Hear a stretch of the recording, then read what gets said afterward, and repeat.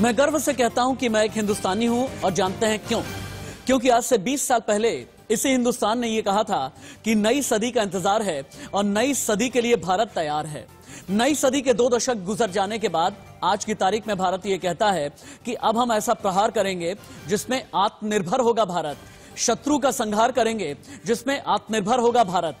हम fighter jet बनाएंगे तो स्वदेशी, हम हथियार बनाएंगे तो स्वदेशी। इंडियन आर्मी, नेवी, एयरफोर्स को अगर ताकतवर बनाएंगे तो भी आत्मनिर्भर अंदाज में, और अगर उसे हम अगली सदी की तरफ या अगले दशक की तरफ लेकर के जाएंगे तो भी आत्मनिर्भर अंदाज में। क्योंकि भारत ने तैयार कर लिया है तेजस, भारत ने तैयार कर लिया है हिमतापक, भारत ने तैयार कर लिए हैं अपने पिस्टल, भारत ने तैयार कर लिए हैं अपने फाइटर जेट, भारत ने तैयार कर लिए हैं अपने हथियार। और इसीलिए हम ये कह रहे हैं अब की बार होगा तेजस प्रहार, तेजस प्रहार से होगा शत्रु संहार। नमस्ते, मैं राशिद। बड़ी खबर आज की है, 48,000 करोड़ की डील हुई है। इस डील के जरिए 83 तेजस फाइटर जेट्स डीआरडीओ के जरिए खरीदे जाएंगे। डीआरडीओ आप अच्छे से जानते हैं, डीआरडीओ का मतलब यह है कि भारत में बने हुए फाइटर जेट खरीदे जाएंगे और रक्षा मंत्रालय ने इसकी जानकारी दे दी है और केंद्र सरकार ने यह बड़ा फैसला किया है।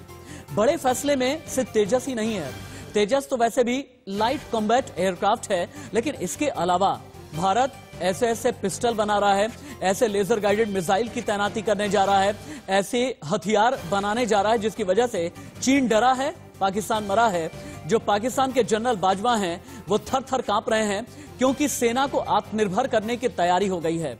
तेजस हिमपातक का कहर किस तरह से चीन पाकिस्तान पर टूटेगा, एलओसी से लेकर के एलएसी तक अगर सेना की तैयारी वो भी आत्मनिर्भर भारत वाली तैयारी है तो अगले 1 घंटे बड़ी डिबेट होगी।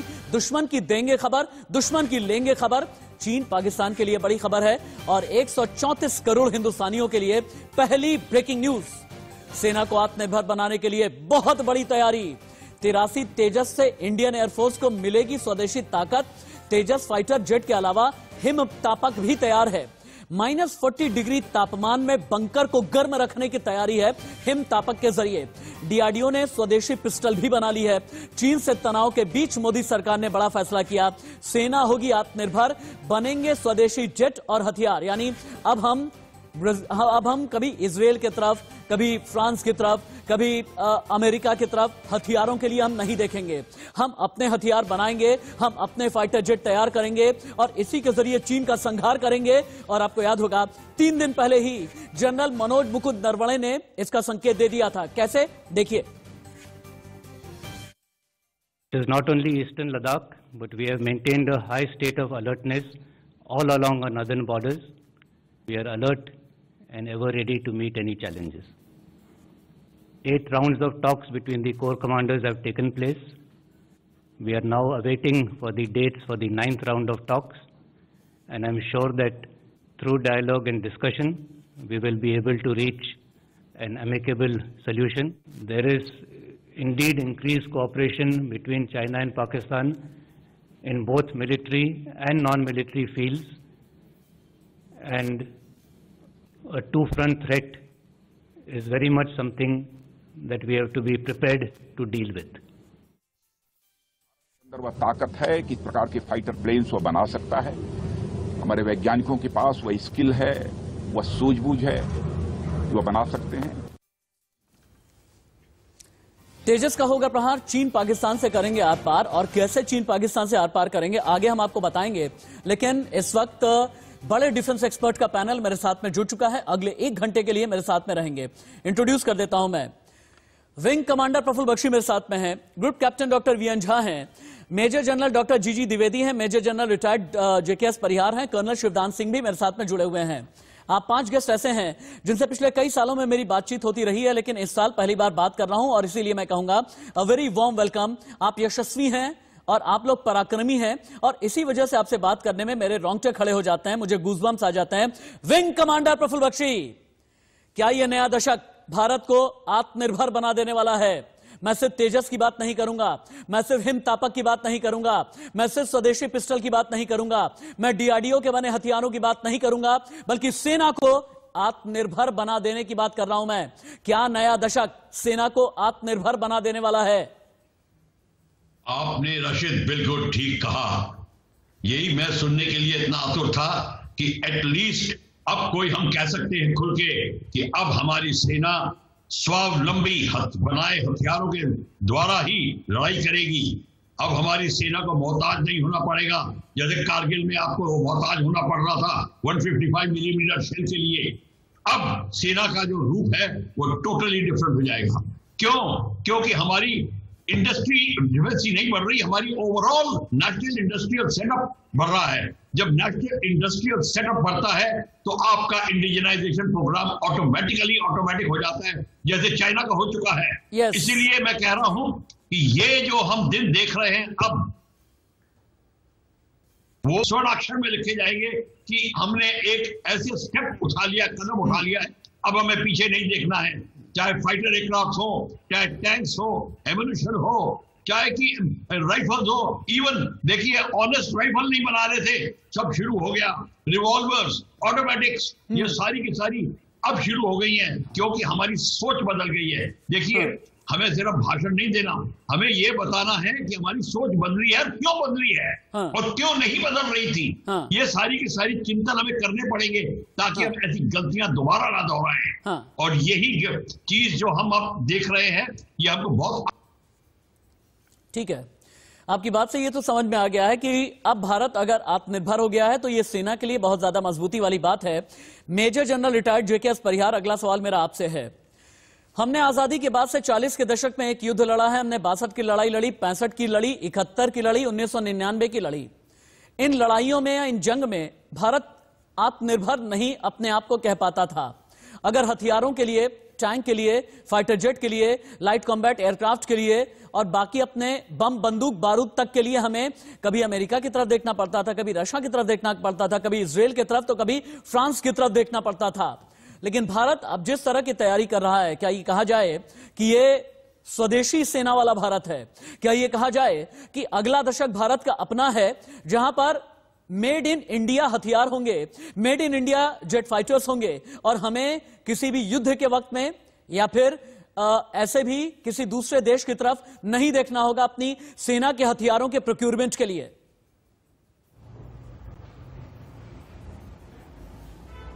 जी, आपने ठीक कहा है।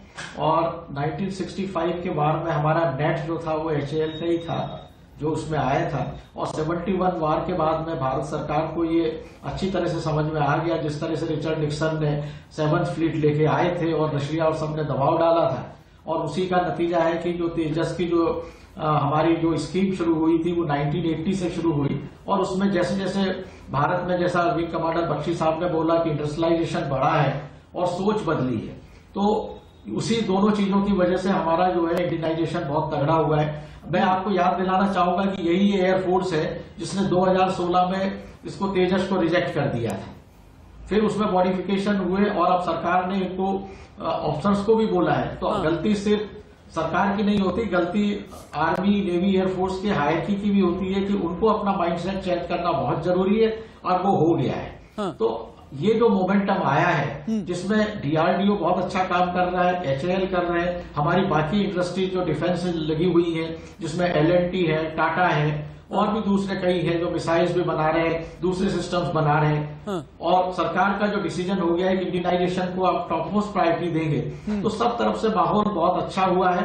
और तेजस 1 जो 2022 से हमारे पास आना शुरू हो जाएगा, 2026 से हमारे पास में तेजस 2 आएगा जो राफेल का मुकाबला करेगा। तो कुल मिला के मैं समझता हूं कि बहुत अच्छा माहौल बन रहा है। हमारी असॉल्ट राइफल जो आर्मी ने रिजेक्ट की थी वो अब उसको इम्प्रूव हुआ, ये तेजस रिजेक्ट हुआ था, अब ये दोबारा इम्प्रूव हुआ और अब हम 5th जनरेशन फाइटर प्लेन बनाने की भी स्टेज पे पहुंच गए हैं। तो मैं इसके लिए DRDO, HAL और भारत सरकार और सभी साइंटिस्ट को हार्दिक बधाई देता हूं कि वो उन्होंने ये अचीवमेंट हासिल किया है। और मैं सेना के तीनों अंगों का भी साधुवाद करता हूं कि उन्होंने अपनी सोच में बदलाव किया है और आत्मनिर्भर भारत के अभियान को वो आगे बढ़ाने के लिए अब उनके साथ में मिलकर चल रहे हैं, बजाय इसके कि हिंड्रेंस। अब इससे पहले कि मैं group captain doctor VN Jha के पास में चलूं, तेजस प्रहार से कैसे चीन पाकिस्तान से आर पार किया जाएगा और कैसे चीन और पाकिस्तान का संहार किया जाएगा, इंफोग्राफिक स्टूडियो आपको लेकर के चलते हैं और आप ये समझें कि तेजस प्रहार का मतलब क्या है।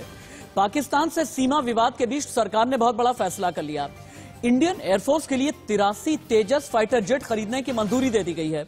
प्रधानमंत्री की अध्यक्षता में हुई कैबिनेट कमेटी ऑन सिक्योरिटी यानी सीसीएस की बैठक में यह फैसला किया गया। ये सभी fighter jet Hindustan aeronautics limited यानी HAL तैयार करेगा। ये डील देश के लिए गेम चेंजर साबित होगी, ऐसा कहना है रक्षा मंत्री राजनाथ सिंह का। रक्षा मंत्री ने यह भी कहा, रक्षा के क्षेत्र में मैन्युफैक्चरिंग को आत्मनिर्भर तरीके से मजबूती मिलेगी। तेजस के लिए HAL ने नासिक, बेंगलुरु में सेटअप भी तैयार कर लिया है। लेकिन क्यों ये कहा जा रहा है कि तेजस के साथ ही ये नया दशक स्वदेशी सेना का है? तेजस कितना तेजस्वी है, अब आप ये भी जानें। स्वदेशी LCA का मतलब यह है कि इंडियन एयरफोर्स को आत्मनिर्भर बना देना। LCA यानी लाइट कॉम्बैट एयरक्राफ्ट तेजस के MK-1A वेरिएंट की खरीद होने जा रही है। 50% की बजाय 60% स्वदेशी उपकरण का इस्तेमाल किया गया है। LCA तेजस इंडियन एयरफोर्स की रीढ़ की हड्डी बनने जा रहा है और तेजस में HAL ने स्वदेशी तकनीक का इस्तेमाल किया है और इसीलिए हम ये कह रहे हैं कि तेजस से बहुत ज्यादा ताकत बढ़ने वाली है। इससे पहले कि अब अगला इंफोग्राफिक हमें रोकना चाहिए क्योंकि मुझे group captain doctor VN Jha के पास में जाना बहुत जरूरी है। Group captain doctor VN Jha, मुझे तेजस के जरिए ये बताएं, कहा यह जा रहा है कि तेजस के जरिए इंडियन एयरफोर्स की ताकत भी बढ़ेगी और नेवी की भी ताकत बढ़ने जा रही है। कैसे, मुझे ये समझाएं और साथ ही मुझे ये बताएं, भारत के लिए वो स्थिति कब आ जाएगी जब राफेल के लिए मुझे फ्रांस की तरफ नहीं देखना पड़ेगा, जब सुखोई 30 MKI के लिए मुझे रशिया की तरफ नहीं देखना पड़ेगा, या बाकी किसी फाइटर जेट्स के लिए किसी दूसरे देश की तरफ मुझे निहारना नहीं होगा और मुझे अपना तेजस मिलेगा, मुझे अपना लाइट कॉम्बैट एयरक्राफ्ट मिलेगा, मुझे अपने फाइटर जेट्स मिलेंगे जो बिल्कुल ठीक इसी ताकत के होंगे जो ताकत राफेल रखता है, जो ताकत सुखोई 30 MKI की है, जो ताकत चेंगडू सीरीज जो चीन वाला है उसकी है।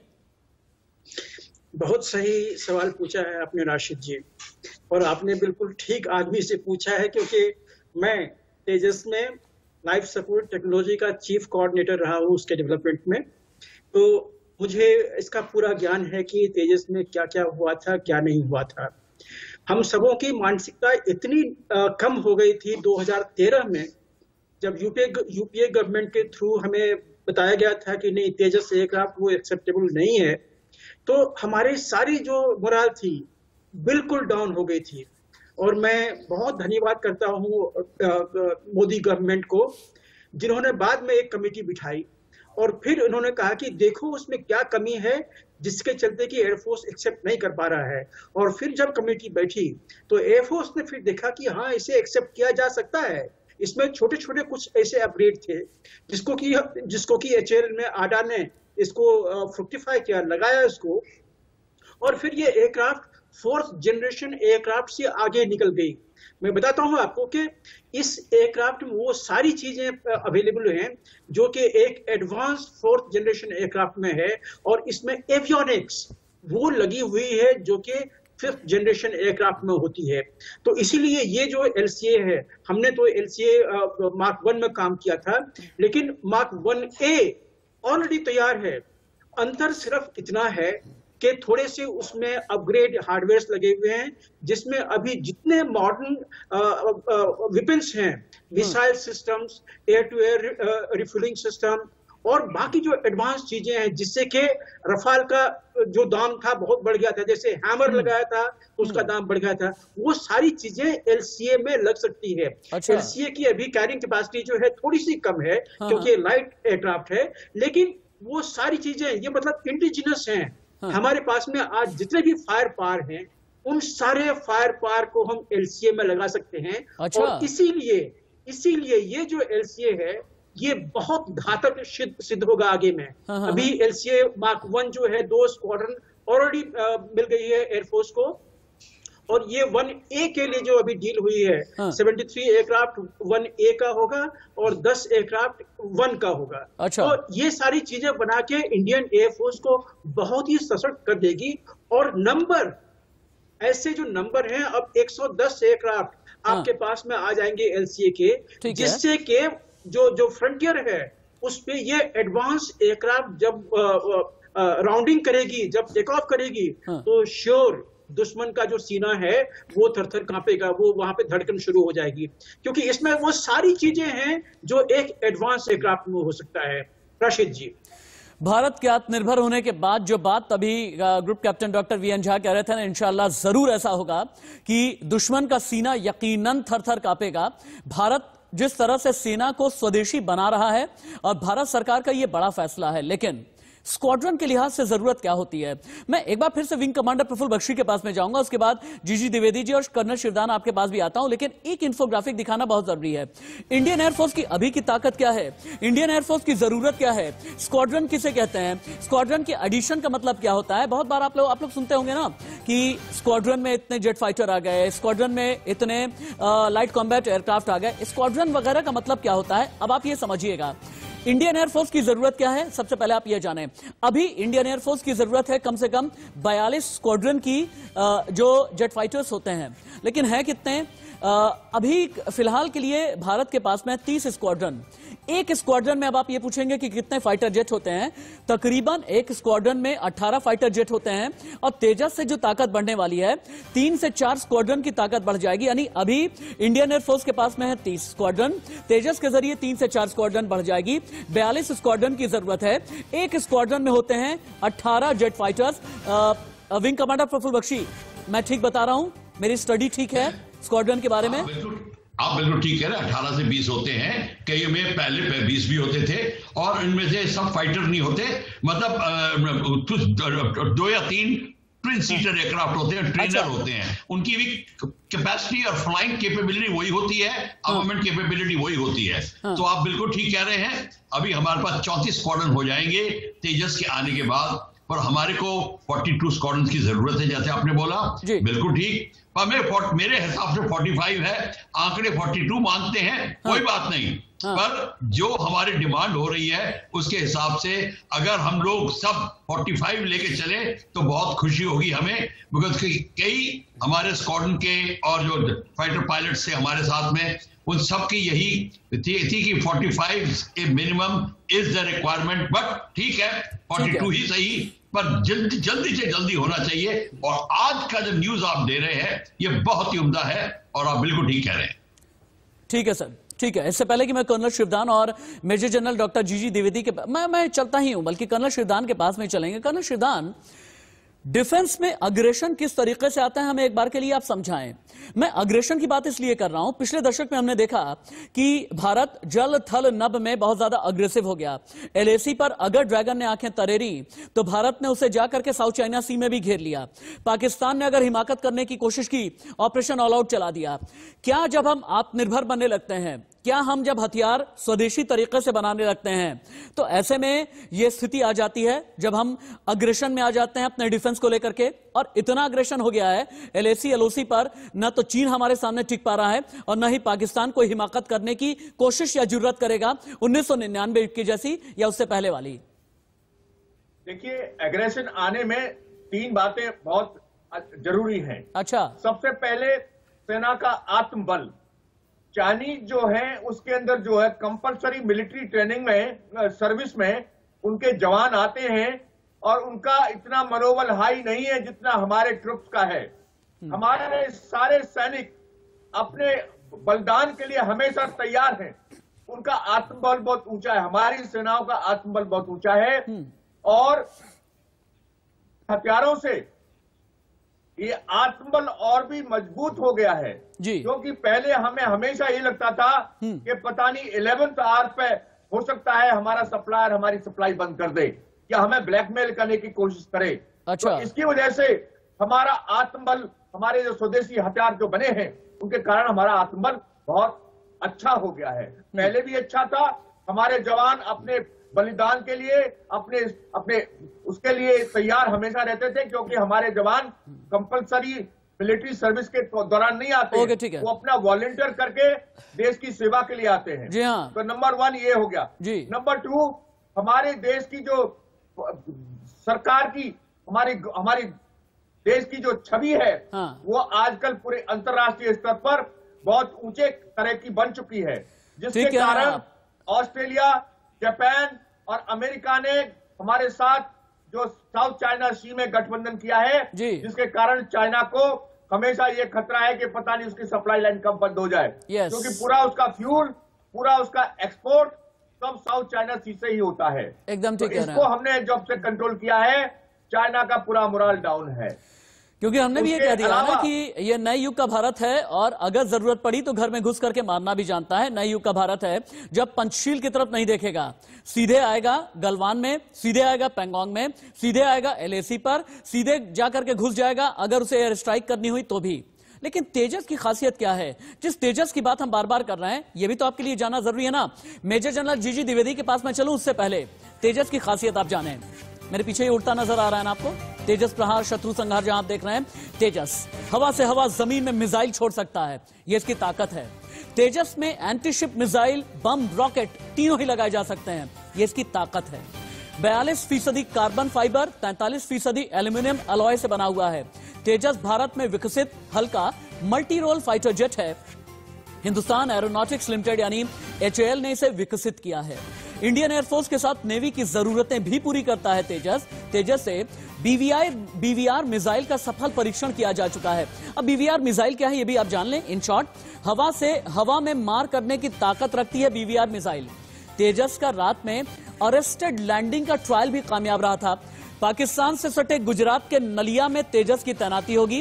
राजस्थान के फलौदी एयरबेस पर भी स्क्वाड्रन तैनात होगी। मेजर जनरल GG द्विवेदी, अब मुझे ये बताएं, अगर गुजरात में पाकिस्तान से लगी हुई सीमा के पास नलिया में अगर तैनाती हो रही है, स्ट्रेटेजिक इंपॉर्टेंस क्या है, और राजस्थान में जिस जगह मैं तेजस की तैनाती की बात कर रहा हूं, इसकी भी रणनीतिक भूमिका थोड़ी हमें समझाएं आप। देखो रशीद, पहले तो हमें बड़ी तस्वीर समझनी चाहिए कि आत्मनिर्भरता क्या है और आजकल के इस युग में इसकी क्यों अहमियत है। हाँ। किसी भी देश को अगर शक्तिशाली बनना है तो उसको अपने डिफेंस में आत्मनिर्भर होना होगा, अपने एनर्जी में आत्मनिर्भर होना होगा, टेक्नोलॉजी में आत्मनिर्भर होना होगा। तो इसलिए ये जो डिफेंस की आत्मनिर्भरता है, इसकी बहुत ही मान्यता है, बहुत ही अहम भूमिका है। हाँ। दूसरी बात यह है कि स्वदेशी जो हम जिस तरफ चल रहे हैं उसका एक टाइमलाइन होती है, और हमने ये अभी जो स्ट्रेटेजी बनाई है आत्मनिर्भरता की, ये पिछले कुछ सालों में जब ये नई सरकार मोदी साहब की आई है, उन्होंने इसको एक बहुत ही इम्पीटस दिया है, इसको बहुत ही उन्होंने एक तरफा दबाव डाला है। हाँ। अभी आजकल का जो युग है, इसमें दो चीजें अहम होती हैं, एक तो आपकी मनोबल, साहस, और दूसरे आपके पास हथियार। क्योंकि आजकल के युग में आप सिर्फ साहस और मनोबल से लड़ाई नहीं जीत सकते, आपके पास आधुनिक हथियार होने चाहिए। और एयरफोर्स की बहुत ही अहम भूमिका है, क्योंकि ज्वाइंट ऑपरेशन आप देखेंगे कि एयरफोर्स जो है बैटलफील्ड को डोमिनेशन की तरफ बहुत ही इसका एक योगदान होता है। अभी आपने स्पेसिफिक क्वेश्चन पूछा मेरे से कि तेजस की हमारी वेस्टर्न सेक्टर में कैसे इंप्लॉयमेंट होगी। देखिए, हमारी इस समय हम 2 फ्रंट वॉर की बात करें। चाइना का फ्रंट, मेन फ्रंट अभी हो गया है, और पाकिस्तान का, और दोनों देशों में बहुत कल्यूजन है, इनका बहुत ही एक क्या कहते हैं नाता रिश्ता है। तो हमने दोनों फ्रंट को देखना है। अभी तेजस जो है ये एक मल्टी रोल एयरक्राफ्ट है, इसके मल्टीपल फंक्शन है, और ये 4+ जनरेशन का एयरक्राफ्ट है। तो क्या है कि हमें अपनी ये भी बैलेंसिंग करनी है कि ईस्टर्न फ्रंट और वेस्टर्न फ्रंट, और जो भी कारगर हथियार इस फ्रंट के लिए हमें चाहिए वो हम लगाएंगे। तो जैसे कि आप देखें कि रफेल आए तो उसका एक स्क्वाड्रन वेस्टर्न फ्रंट पर जा रहा है, एक स्क्वाड्रन ईस्टर्न फ्रंट पर जा रहा है। हाँ। तो इसलिए हमें एक बैलेंसिंग करनी है दोनों फ्रंट के अंदर। तो तेजस को ये देखा जा रहा है कि इसको हम अगर वेस्टर्न फ्रंट पर लगाएं तो इसकी बहुत ही फायदा होगा। और जब हम ओवरऑल अपना संतुलन देखते हैं, डिफेंस का संतुलन देखते हैं, बैलेंस देखते हैं, तो ये बैलेंसिंग के लिए किया जाता है। ठीक है। तो मैं आपको 2-3 बातें बताना चाहता हूँ। सबसे पहले जो आत्मनिर्भरता है ये लॉन्ग टर्म प्लान होती है, ये अगले 10-15 साल में होगा। और मैं चीन में काफी टाइम रह चुका हूँ, तो उन्होंने भी 20-30 साल लिए हैं अपने आप को आत्मनिर्भर बनाने के लिए। ठीक है। दूसरा, लेकिन हमने कम से कम कदम तो बढ़ा दिया, हमने कम से कम इनिशिएटिव तो ले लिया है, और एक ऐसा इनिशिएटिव है जिसका लोहा आज की तारीख में एशिया ही नहीं बल्कि पूरी दुनिया में माना जा रहा है।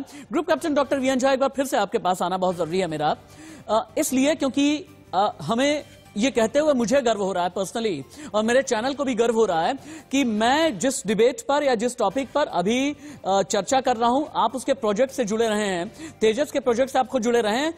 एक चीज कही जाती है, हमारी भाषा में, आप फौजियों की भाषा में तो नहीं, कि अगर किसी पर कंट्रोल करना है ना तो उसके सर पर नाचना शुरू कर दो। और सर पर अगर नाचना है तो इंडियन एयरफोर्स बड़ी ताकतवर आज की तारीख में हो गई है। इंडियन एयरफोर्स का ताकतवर हो जाना चीन और पाकिस्तान पर कितना दबाव डालता है।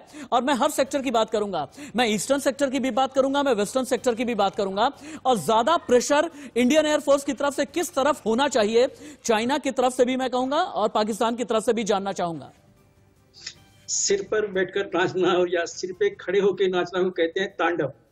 तो जब आप तांडव कीजिएगा शत्रुओं के सिर पे तो ऑब्वियसली उनकी तो नींद उड़ जाएगी और उनकी सारी चीजें चली जाएंगी। आपने बड़ा अच्छा डिस्क्रिप्शन दिया था एलसीए का। मैं उसमें सिर्फ 2-3 चीजें ऐड करना चाहता हूँ। हाँ। कि ये जो एलसीए है इसमें और भी बहुत सारी कैपेबिलिटीज हैं। अच्छा। ये ग्लास कॉकपिट का बना हुआ है, इसमें नाइट विजन कंप्लायंट, रात में आप कहीं पे भी किसी भी समय फ्लाई कर सकते हैं, चाहे वो चांदनी रात, तो वो नाइट विजन कैपेबिलिटी है। इसमें जो रफाल में सिस्टम है जिसको होटास बोलते हैं कि आपके हाथ में ही सारे कंट्रोल होते हैं, आपके फिंगर के पास सारे कंट्रोल होते हैं, दोनों फिंगर जो हैं, दोनों हाथ जो हैं, सारे कंट्रोल, उसको बोलते हैं HOTAS, hands on throttle and stick, इसको, ये चीजें उसमें हैं। इसके अलावे जो रफाल में एक हेलमेट माउंटेड साइटिंग डिवाइस है, मतलब आप किसी दुश्मन के जहाज को मारने के लिए आप बड़ा मैन्यूवर नहीं करते हैं, आप सिर्फ अपना सिर घुमा लीजिए और सिर में जो आपका क्रॉस है उसको दुश्मन के जहाज में फिक्स कर दीजिए और फायर कर दीजिए। तो ये सब चीजें बहुत एडवांस हैं और ये सारी चीजें जो हैं और बहुत ही घातक बनाती हैं इस जहाज को।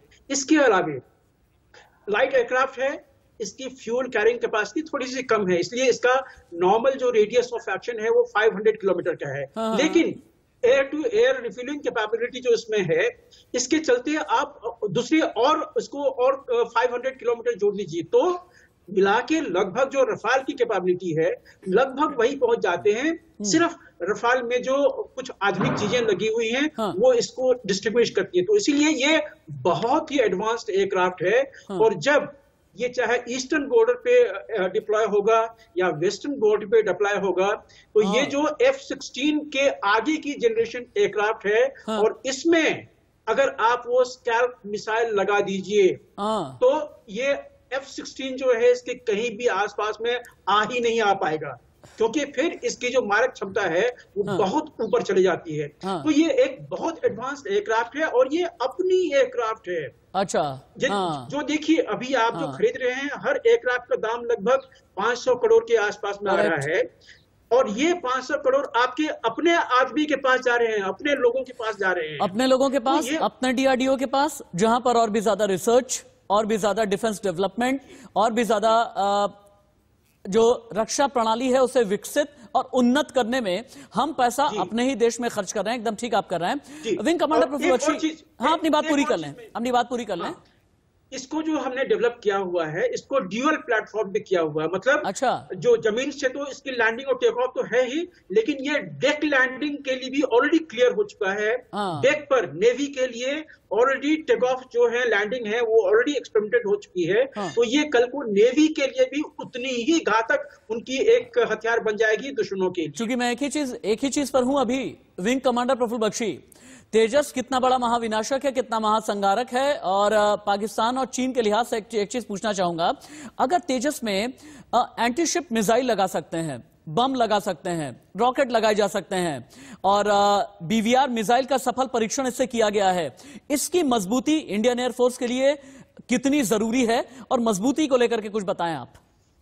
देखिए ऐसा है, मैं आपको एक बात बता दूं कि ये जब टैक्टिकल बैटल एरिया में हमारे फाइटर एयरक्राफ्ट की रिक्वायरमेंट आती है, अगर आपके पास में ऐसा फाइटर एयरक्राफ्ट है जिसका टर्न अराउंड बड़ा फास्ट है और mean time failure between failure बहुत कम है, तो आपको ये एकदम से जहाज अवेलेबल होगा। इसके इतने रोल्स हैं जो अगर अभी आप इस स्क्वाड्रन को सडनली उसको फोटो रखी की रिक्वायरमेंट की जरूरत है, आप फोटो रखी एयरक्राफ्ट की बात इंतजार नहीं करेंगे, इसमें फोटो रखी के प्रावधान लगे हुए हैं। अगर आपको और हाई लेवल रखी की लेनी है वो उसके लगे हैं। आपने अभी नेवल स्ट्राइक की बात करी, हिंदुस्तान में एग्जॉस्ट आ चुकी है, रफाल में एग्जॉस्ट लगने वाला है। आप इसमें एग्जॉस्ट मिसाइल का भी प्रावधान कर सकते हैं। फ्रेंच एयरक्राफ्ट के मिसाइल्स हमने ट्रायल पे की हुई है कलाईकोंडा में, और फ्रेंच वेपन सिस्टम बड़ी आराम से फ्रांस देने को तैयार है, हम वो लग सकता है। तो इसलिए आप देखेंगे एक टैक्टिकल कमांडर के पास इतने एक ऐसा एयरक्राफ्ट है जो आप बना रहे हैं, उसकी कमी नहीं आपको आ रही है, और एक बाकी एयरक्राफ्ट से दुश्मन के जहाज से कोई उसमें कमी नहीं है।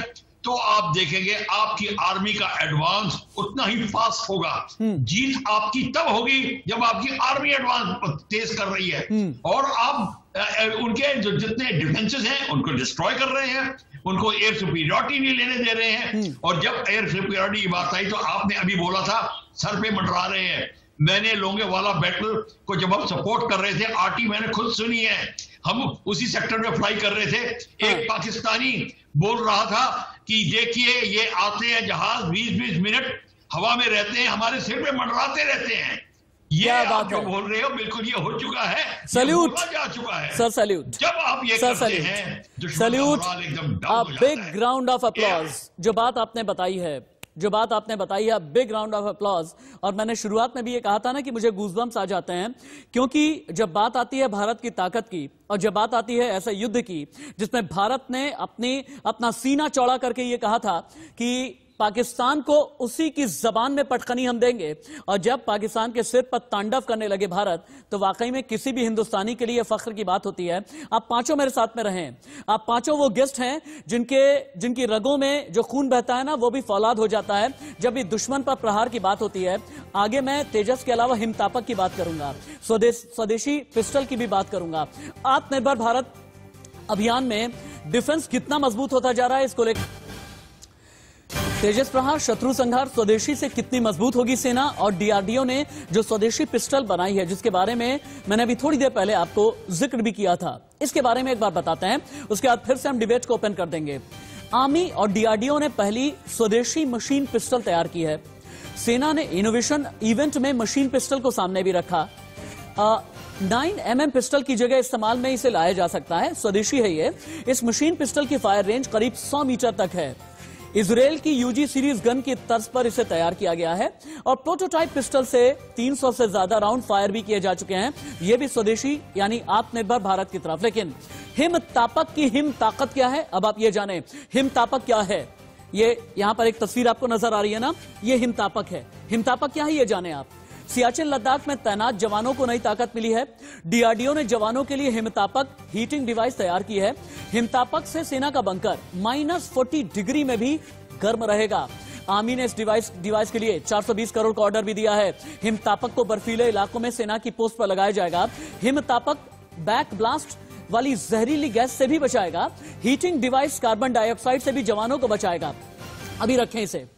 अब ये बैक ब्लास्ट क्या होता है, एक बार आपको बताना बहुत जरूरी है। जब भी कभी ऐसा होता है ना कि गन फायर किया जाता है, कभी भी कोई सैनिक अगर गन फायर करता है यूं अगर पोजीशन लेकर के, तो वापस उसे झटका उसके कंधों पर लगता है, और इसे ही बोलते हैं बैक ब्लास्ट। और बैक ब्लास्ट में बहुत बार क्या होता है कि कार्बन डाइऑक्साइड गैस की जहरीली होती है, और इसकी वजह से हमारे सैनिकों को उनकी सेहत को नुकसान पहुंचता है, और इससे भी हिमतापक बचाएगा। यानी तकनीक को साथ में लेकर के चल रहे हैं। तकनीक जो स्वदेशी होगी। आत्मनिर्भर बजट बनाया गया है। बजट को लगातार बढ़ाया जा रहा है, इतना बढ़ाया जा रहा है, Indian army, Indian navy, Indian air force, इन सभी को इतना ताकतवर बनाया जा रहा है कि कह दिया जाए कि यह नए दशक का भारत है। यह नए दशक का वो भारत है जो शत्रु की आंखों में आंखें डाल करके बात भी करना जानता है, और बात करने के साथ साथ उसे जवाब भी देना चाहता है। जवाब जमीन पर हो, जवाब जबान से हो, जवाब युद्ध क्षेत्र में हो। एक बार फिर से ओपन कर दीजिए जितने भी गेस्ट मेरे साथ में जुड़े हुए हैं। मेजर जनरल जेकेएस परिहार, चूंकि मैंने अपनी कई डिफेंस रिपोर्टिंग में मैं खुद भी बंकर में जा चुका हूं। मैं जैसलमेर से लेकर के बीकानेर तक, बीकानेर से लेकर के करगिल तक में हमने देखा है कि बंकर की स्थिति बहुत ही ज्यादा चैलेंजिंग होती है। आपको गर्मी से भी निपटना होता है, आपको ठंड से भी निपटना होता है, और अगर बंकर की में -40 डिग्री ठंड से भी आपको बचाने के लिए एक स्वदेशी डिवाइस तैयार की गई हिमतापक, ये सैनिकों को कितना ज्यादा सपोर्ट देगा, और सपोर्ट के साथ साथ उन्हें मानसिक तौर पर और शारीरिक तौर पर कितनी मजबूती देगा।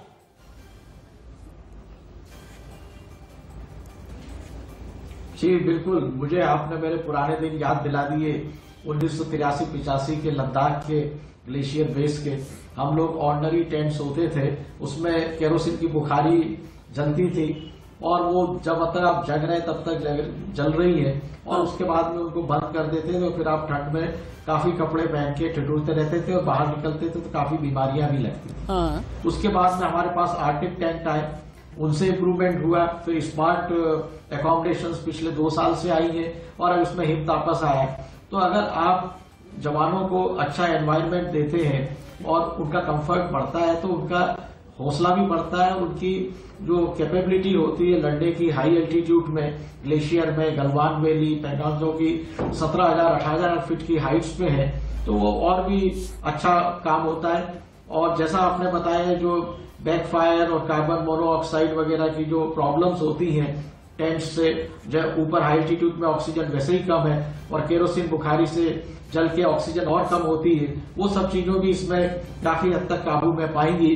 तो ये जो मॉडर्नाइजेशन हो रहा है और जिस तरह से डीआरडीओ लगातार काम कर रहा है, इसलिए मैं हमेशा कहता हूं कि डीआरडीओ और एचएएल और जितने भी हमारे रिसर्च ऑर्गेनाइजेशंस हैं वो बेहतरीन है और हमें उन्हें पूरा सपोर्ट करना चाहिए। वो एक से एक बढ़कर चीजें ऐसी बनाते हैं क्योंकि उनको पता है कि हमारी रिक्वायरमेंट क्या है। डीआरडीओ के साइंटिस्ट हमारे साथ में, आर्मी के साथ में, एयरफोर्स के साथ में सारे होस्टाइल एरिया में जाते हैं, प्रोजेक्ट्स लेते हैं, उनकी वर्किंग देखते हैं और उसको मॉडिफाई करने में बहुत मदद करते हैं। तो मैं डॉक्टर सतीश रेड्डी और डीआरडीओ को बहुत बधाई दूंगा कि उन्होंने हिमतापस बनाया, उन्होंने तेजस बनाए, उन्होंने ब्रह्मोस बनाए। तो कुल मिला के ये सब चीजें जो हो रही है बहुत बेहतरीन है और इससे लद्दाख में और दूसरे हाई एल्टीट्यूड नॉर्थ ईस्ट में, सिक्किम में हमारी सेना को बहुत जबरदस्त सहायता मिली। सर एक मिनट, बहुत बड़ी खबर, मेजर ब्रेकिंग न्यूज। एलएसी पर तनाव के बीच चीन ने एक और बहुत बड़ी हिमाकत कर दी है। चीन ने एक और एयरबेस को अपग्रेड कर दिया है। सिक्किम से 200 किलोमीटर दूरी पर यह एयरबेस है। चीन ने एयरबेस पर मिसाइल भी तैनात कर दी है। सैटेलाइट तस्वीर से चीन की पोल खुली है।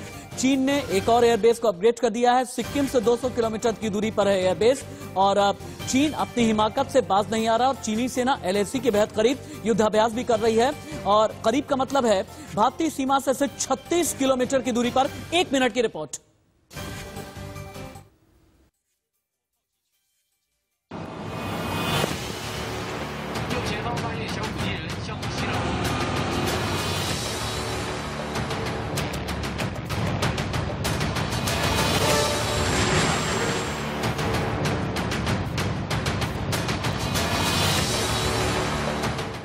भारत के लिए खतरे की घंटी।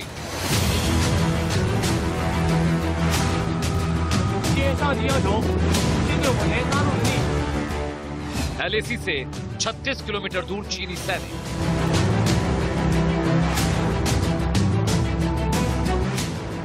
युद्धाभ्यास के नाम पर माइंड गेम। सीमा के पास तैनात खतरनाक हथियार। ये तस्वीरें एलएसी के बेहद करीब चीनी सैनिकों के युद्धाभ्यास की है और ये युद्धाभ्यास भारतीय सीमा से महज 36 किलोमीटर की दूरी पर हो रहा है, यानी खतरा बेहद करीब। सबसे बड़ी बात यह है कि चीनी सैनिक इस वॉर प्रैक्टिस के बहाने कभी भी किसी भी वक्त भारतीय सेना पर हमला बोल सकते हैं। लद्दाख में जारी तनाव के बीच चीनी सेना देपसांग एरिया में महाविनाशक हथियारों के साथ युद्धाभ्यास करने में जुटी। दावा किया जा रहा है कि चीनी सेना के युद्धाभ्यास की जगह भारत की सबसे ऊंची हवाई पट्टी दौलत बेग ओल्डी से मात्र 36 किलोमीटर की दूरी पर। दौलत बेग ओल्डी एलएसी पर भारतीय सेना के लिए एक्सेस का एकमात्र जरिया। इस युद्ध अभ्यास के द्वारा भारतीय सेनाओं का मनोबल को प्रभावित करना चाहता है। इससे ज्यादा वो कुछ नहीं कर पाएगा, मगर हमारे भारतीय सैनिक मनोबल रूप से काफी शक्तिशाली हैं। चीन से लगा हुआ जो एलएसी है वहीं पर ज्यादा तनाव की स्थिति हमने पिछले साल भी देखी है। जून से लेकर के लगभग सितंबर अक्टूबर तक ये तनाव की स्थिति बनी रही थी। लेकिन major general doctor GG Dwivedi, आपसे अगला मेरा सवाल है, अब ठंड आ जाने के बाद गलवान से लेकर के पैंगोंग तक, और LAC पर मैं वेस्टर्न सेक्टर से लेकर के ईस्टर्न सेक्टर तक अगर आकर के देखता हूं, यानी अगर पूर्वी लद्दाख से होते हुए इधर सिक्किम तक मैं आकर के अगर देखता हूं, तो वहां पर भारत अभी कितना मजबूत है। और अगर बार बार चीन इस तरह की हिमाकत कर रहा है कि कभी अपने एयरबेस को अपग्रेड करने की कोशिश कर रहा है, कहीं पर मिलिट्री एक्सरसाइज की जा रही है भारत की सीमा से 36 किलोमीटर की दूरी पर ही, चीन चाहता क्या है? क्या उसे यह लग रहा है कि जैसे जैसे अब टेम्परेचर बढ़ता जाएगा, जैसे जैसे ठंड कम होती जाएगी, वैसे वैसे फिर से एक छोटे युद्ध की तैयारी करें या छोटी घुसपैठ की तैयारी करें, छोटी झड़प की तैयारी करें? मैं अपना अनुभव आपसे साझा करना चाहता हूं दर्शकों के साथ, क्योंकि मैं सियाचिन में बटालियन कमांडर था और त्रिशूल में, और ऐसी नॉर्थ ईस्ट में मैं अपने फॉर्मेशन कमांडर था। सबसे पहले हमारी जो तैयारी है वो बहुत मजबूत है और हमें पूरा ये अनुभव है कि चीन क्या कर सकता है क्या नहीं कर सकता है, पहली बात। दूसरी बात ये है कि देखो अभी ये तनावपूर्ण जो हालात बने हुए हैं ये अप्रैल से शुरू हुए हैं और इसका कोई कमी आने की कोई यत्न नहीं है, क्योंकि चीन भी अड़ा हुआ है और भारत ने भी बता दिया है कि देखो ये सीनाजोरी नहीं चलेगी। तो इस समय एक संतुलन बना हुआ है। हमारा अनुभव बहुत है हाई ऑल्टीट्यूड वॉरफेयर में। सियाचिन में हम 1984 से लगे हुए हैं और मैं 1991 में वहां बटालियन कमांडर था। तो बहुत सी चीजें जैसे अभी हिम तापक का आप जिक्र कर रहे थे, ऐसे बड़े बड़ी सहूलतें जवानों को मिल रही हैं और यहाँ वेदर की कैजुअलिटी बहुत ज्यादा होती है और इसलिए हमें अपनी जवानों की कंफर्ट, उनके हथियारों का बहुत ही तवज्जो देनी चाहिए। अभी ये देखो जो हालात हैं ये डीबीओ में, ये डीबीओ एक बहुत ही सेंसिटिव इलाका है। यहाँ काराकोरम पास है और काराकोरम पास की जो चाइना की है वो बहुत ही इससे सेंसिटिव है, क्योंकि हम इसके आगे जाके चाइना के अंदर जा सकते हैं और उनकी कोशिश है कि वो इसको मजबूती करें। तो इसलिए वो डीबीओ इलाके में काफी मजबूती से अपने टैंक वगैरह लेके आए हैं और इससे क्या है कि सियाचिन को भी खतरा पैदा हो सकता है। तो हमारी फौज ने पूरी अपनी तैयारी की है, हम पूरे सतर्क हैं। और चीन जो है एक साइकोलॉजिकल वॉरफेयर भी करते हैं, ये एक्सरसाइज करते हैं, क्योंकि इनको ज्यादा लड़ाई का अनुभव नहीं है। तो ये अपना अनुभव कैसे करते हैं? अपने प्रैक्टिस से, अपनी एक्सरसाइज से। तो ये सब करके दिखावा करते हैं कि देखो हम बहुत मजबूत हैं। तो ये इनका part of psychological warfare, grey zone warfare है, इसके बारे में हम पूरे वाकिफ हैं। मैं इसके दो ही बातें कहना चाहूंगा कि सबसे पहले हमें बहुत ही बारीकी से चीन की हरकतों को देखना चाहिए, क्योंकि चीन की हरकतें हैं ये LAC की नहीं, ये बड़ी एक पिक्चर है। चीन दुनिया में एक उभरती ताकत बन के आ रहा है और उसका एक स्ट्रेटजी है कि अपनी फौजी ताकत से दूसरे देशों को दबाना, अपनी फौजी ताकत से जमीन को हड़प करना, ये उसकी एक स्ट्रेटजी है और वो स्ट्रेटजी हर एक जगह खेल रहा है। चाहे वो साउथ चाइना सी है, चाहे वो LAC है, चाहे वो नेपाल का बॉर्डर देख लो, चाहे भूटान का बॉर्डर देख लो। तो ये है उसकी एक चाल है, हमें चाल को समझना है। और दूसरी बात है चीन ताकत की इज्जत करता है। जितने आप ताकतवर होंगे उतना चीन पीछे हटेगा, जितने आप कमजोर हैं उतना चीन आगे आएगा। तो हमें चीन के साथ संतुलन बना के रखना है। और जहां और चीन तो वैसे भी डॉक्टर जीजी द्विवेदी, चीन तो वैसे भी ये कहता है ना कि they don't believe in acres, they believe in inches, यानी इंच इंच करके अपनी विस्तारवादी नीति के साथ में आगे आते रहो। वो बात अलग है कि 3 जुलाई 2020 को लद्दाख में जाकर के प्रधानमंत्री नरेंद्र मोदी ने ये कह दिया था कि विस्तारवादी नीति अब नहीं चलेगी और तभी ये कहा गया था कि चीन के हलक में घुस करके ये बात कही गई थी। लेकिन मैंने कहा ना बार बार, अब ये पिछले दशक का भारत नहीं है, ये पिछली सदी का भी भारत नहीं है, ये नया भारत है जिसे ये पता है कि अगर चीन को कंट्रोल करना है तो पाकिस्तान को भी माफ नहीं करना है। अगर चीन पर दबाव बनाना है तो फिर पाकिस्तान से लगे हुए LOC पर भी हमें ना कंट्रोल खोना है और ना ही फोकस छोड़ना है। अमूमन बहुत बार ऐसा होता था, चीन और पाकिस्तान एक तरह की रणनीति बना लेते थे। इधर से चीन दबाव डालता था, उन्हें यह लगता था कि पाकिस्तान की तरफ से, पाकिस्तान को यह लगने लगता था कि LOC से लगे हुए जो भारत पाकिस्तान की सीमा है ये फौजी चीन की तरफ शिफ्ट हो जाएंगे। फिर उसके बाद पाकिस्तान कोई अनरेस्ट क्रिएट करता था, ये लगने लगता था कि चीन की तरफ के इधर चले आएंगे, फिर चीन दबाव बनाता था कभी पाकिस्तान। लेकिन भारत ने 2020 में ये दिखा दिया कि दोनों को एक साथ कैसे कंट्रोल करना है। ये देखिए आप, साल 2020 में भारत ने क्या किया है आप देखें। 225 आतंकी मारे गए हैं पाकिस्तान के, मारे गए 47 आतंकी टॉप कमांडर थे, 299 आतंकी और उनके साथी गिरफ्तार भी किए गए। 12 आतंकियों ने सरेंडर किया। 103 ऑपरेशन चलाए गए, 90 ऑपरेशन कश्मीर में चलाए गए, 13 ऑपरेशन जम्मू में चलाए गए, 44 सुरक्षा बल और 15 पुलिस के जवान शहीद हुए। लेकिन भारत ने यह कह दिया कि ऑपरेशन ऑल आउट के जरिए आतंकियों का सफाया करेंगे, और वो सफाया जो समूल होगा, यानी दक्षिण कश्मीर का जो इलाका जहां पर आतंकी अपनी पैड बना करके रखते थे, वहां पर जड़ से उखाड़ फेंका जाएगा। आतंकियों का जितना भी पनाहगाह होगा, आतंकियों के जितने ट्रेनिंग कैंप होंगे, आतंकियों के जितने भी सरपरस्त होंगे। मेजर जनरल जेकेएस परिहार, क्या मैंने ठीक कहा है?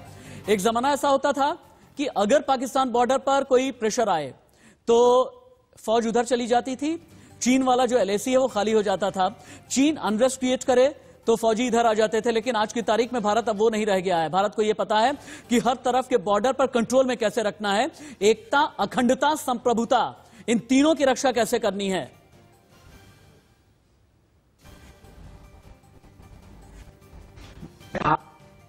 पूरी तरह से एग्रेसिव में जो है वो ऑफेंसिव डिफेंस हो गए।